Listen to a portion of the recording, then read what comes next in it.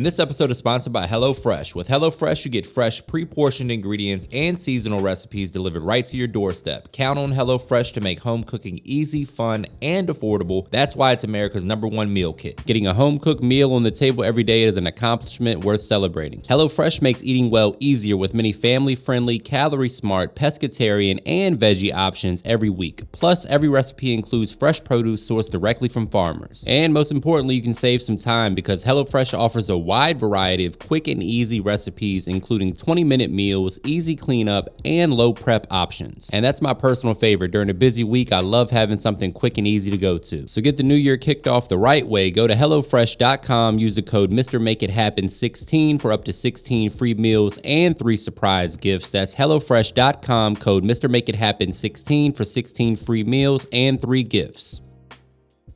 What's up, guys? Welcome back. Easter is right around the corner, and that means we need to get our menu together. Today, I'm showing you how to make sweet potato casserole better than Ruth Chris right at home. But before we do that, please take a quick second to subscribe to the channel. Make sure you hit that bell to enable notifications as well. All right, guys, meet me in the kitchen. Let's make it happen. This recipe is common around the holidays like Thanksgiving and Christmas, maybe even Easter, which is coming up soon. But it's also served at a lot of steakhouses like Ruth Chris, where it's super popular and soon to be a staple in your weekly rotation. First things first, we're gonna go ahead and clean up these sweet potatoes. As you know, when you get potatoes from the store, they tend to be pretty dirty, so we wanna rinse them nicely. Once they're rinsed off and all the dirt is removed, you wanna take some paper towels and really scrub them to make sure you get all of that stuff off of there.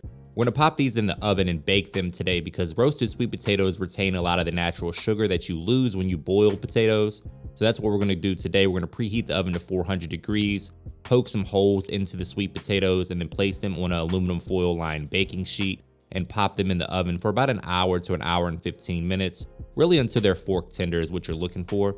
We're gonna puncture them with a knife like you see right here. That's gonna allow some steam to escape from the potatoes. That way we don't have any accidents or explosions in your oven or microwave. This can be done in the microwave a little bit quicker, but I like the slower process in the oven because you get a little bit more caramelization and flavor buildup in my opinion. So once we have our sweet potatoes punctured and on the baking sheet, we're gonna pop them in the oven for about an hour to an hour and 15 until they're nice and tender like you see right here. As you can see, the knife is sliding in and out with very little resistance. These are perfectly tender and ready to make some sweet potato casserole. So first things first, we gotta let these bad boys cool off so that they're safe to handle.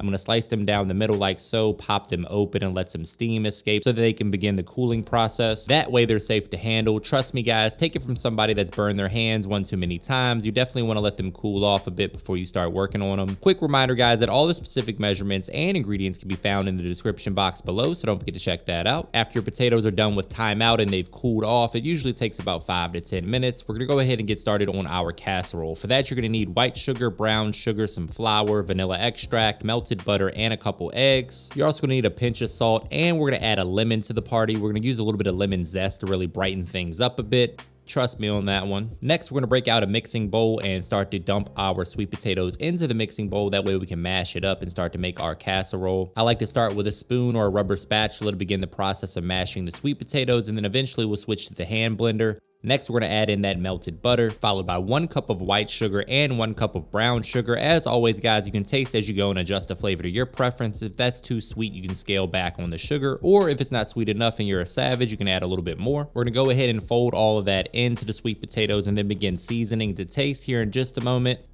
Next, we're going in with that grated lemon zest. That's really gonna cut through some of the sweetness and kind of tie everything together. I really enjoy adding that. Also adding a pinch of salt to wake everything up, followed by some ground cinnamon. We're also going to use a pinch of nutmeg, guys. Remember that a little bit goes a long way with the nutmeg though, so don't get too crazy or heavy-handed on that one. Just a pinch is all that it needs. Once we've got those ingredients added, I'm going in with a 1/4 teaspoon of butter extract, and then we're going to add in our vanilla extract right after that. The butter extract just adds a little bit of richness to the party that I enjoy. I kind of learned that when I was making my sweet potato pie recipe and moved that over to the casserole as well, because why the hell not? There's that vanilla extract. We're gonna use our rubber spatula to scrape everything off the bottom and the sides. Make sure we fold all those ingredients together and then break out the hand mixer to blend everything until it's nice and smooth. This recipe is fantastic, guys. I can't wait for you to try it. It's one of my favorite side dishes at Ruth Chris, and I always make it for Thanksgiving as well. Let me know in the comments what you guys think. Also share share with me what you're planning to make for Easter this year. Throw that in the comments as well. I'm looking for some more inspiration. It's important to taste as you go and adjust the flavor to your preference, and anything that has raw eggs in it, you want to make sure that you taste it prior to adding the eggs. So I'm going to get in there with a tasting spoon and see how we're doing.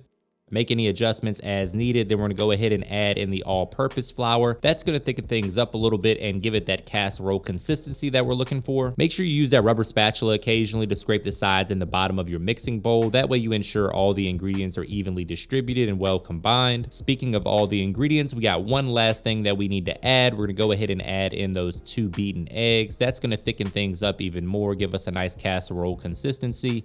Mix that in thoroughly, and then we're gonna throw that into our baking dish. Preheat the oven to 400 degrees. And then we're gonna load up our favorite casserole dish with all that deliciousness from the mixing bowl. And the last step, my friends, is to go ahead and make this pecan topping. Make sure you scrape out all that goodness out of the mixing bowl, no flavor left behind. Smooth it out and make room for the topping that we're gonna make here in just a second. Also, guys, if you have a nut allergy or you don't like pecans, then you can just skip that step and use marshmallows, or just don't top it with anything. It'll still be delicious. For the rest of us, though, we're gonna break out a mixing bowl with some crushed pecans, add the melted butter, brown sugar, all-purpose flour. We're basically making like a pecan crumble that's gonna make a fantastic topping for this sweet potato casserole. It's gonna add some texture and a little bit more sweetness, as if we didn't have enough of that.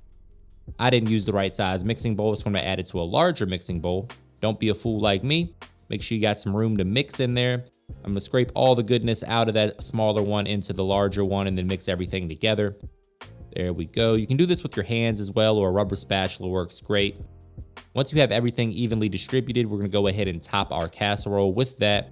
This is about what you're looking for, a nice coarse consistency like so. Stuff is delicious too, guys. If you wanna give it a taste, I wouldn't judge you.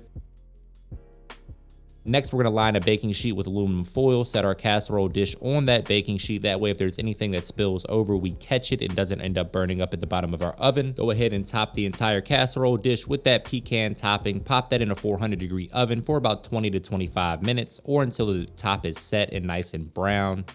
This is gonna be so good, guys. I can't wait for you guys to try it. Speaking of trying it, I have a special guest taste tester in the house today. You guys are gonna have to watch to the end to see who that is.